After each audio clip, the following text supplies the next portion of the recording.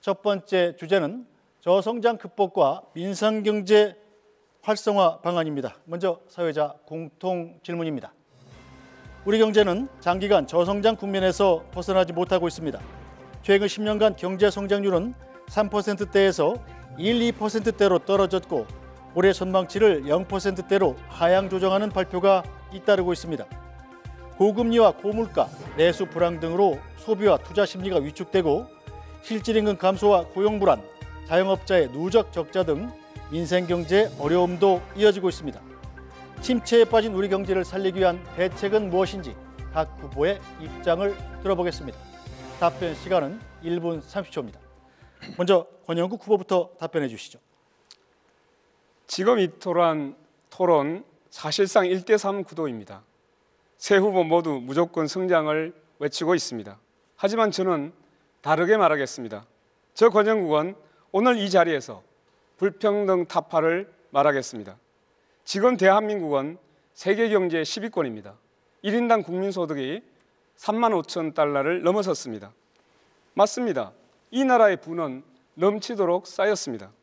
그런데 왜 절반의 국민은 카드값을 걱정하고 청년은 취업 대신 이민을 검색하며 노인은 왜 폐지를 주어야 합니까?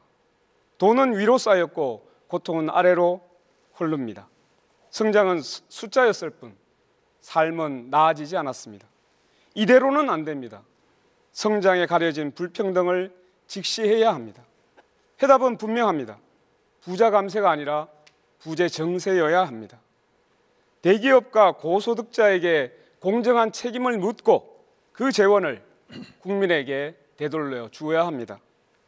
일하는 사람들에게 정당한 대가와 사회 안전망을 제공하겠습니다. 저 권영국 쌓인 불을 위에서 아래로 흐르게 하겠습니다. 불평등을 갈아엎겠습니다. 감사합니다. 네, 이준석 후보 답변해 주시죠. 예, 저성장은 모두에게 고통입니다. 그런데 이재명 후보는 호텔 예약을 취소해도 돈만 돌면은 경제가 살아난다며 돈풀기식 괴짜 경제학을 말씀하셨습니다. 그러나 경제 성장은 그런 식으로 이루어지지 않습니다. 성장의 본질은 생산성의 향상입니다. 수요를 억지로 부풀려서는 산업이 경쟁력을 가질 수 없습니다. 우리는 수출로 먹고 사는 나라입니다. 국제과학기술 패권 경쟁에서 살아남아야 경쟁력 있는 상품을 만들 수 있습니다.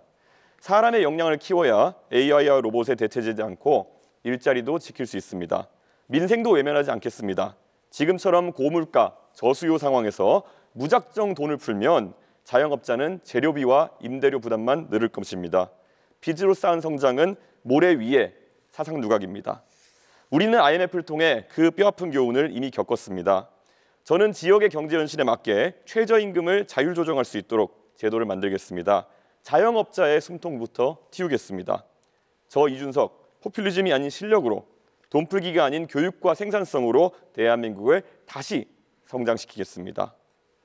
40년 만에 내란을 가까스로 극복한 우리 대한민국이 이번에는 30년 만에 또다시 IMF와 같은 환란을 맞이할 수는 없습니다. 네, 이재명 후보 답변해 주시죠. 네, 권영국 후보님 말씀 들었는데 1대3 아니니까 너무 외로워하지 마십시오. 네. 성장을 해야 분배도 있고 또 분배가 없는 성장은 있을 수가 없죠. 지금 말씀들 다 하신 것처럼 지금 마이너스 성장을 하고 있습니다. 1분기에 0.2% 마이너스 성장을 했다고 하고 그중에 특히 내수가 2분기째 마이너스 성장이라고 합니다. 즉 국내 내수 경기가 완전히 죽었다는 얘기죠. 결국 그러다 보니까 골목이 다 망하고 있고 이 서민들의 주머니가 비어가고 자영업자들은 매출이 줄어서 가게들이 비어가고 있습니다. 망하고 있습니다. 대책을 세워야 되겠죠.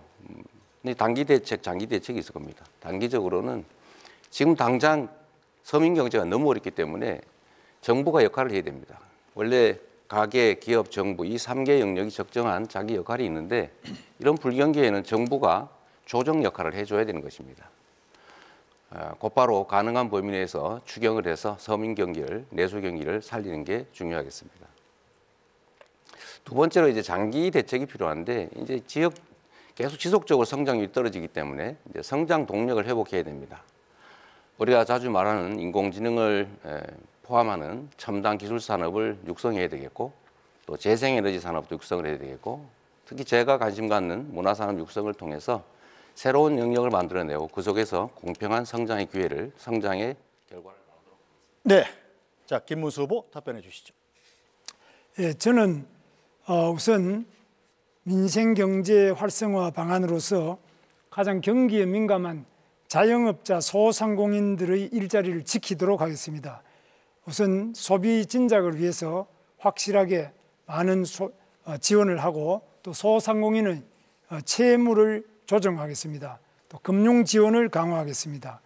또 최근에 건설업이 매우 어려운데 이 건설업 부분에 대해서도 특별한 지원책을 마련하도록 하겠습니다.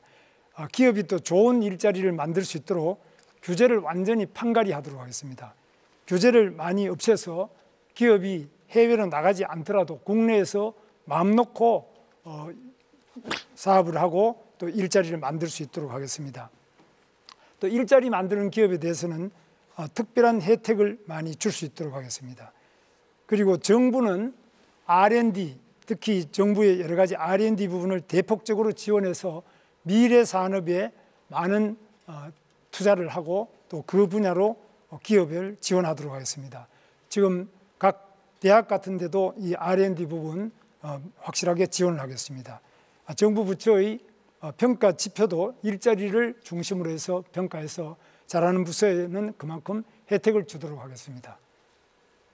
네, 이상.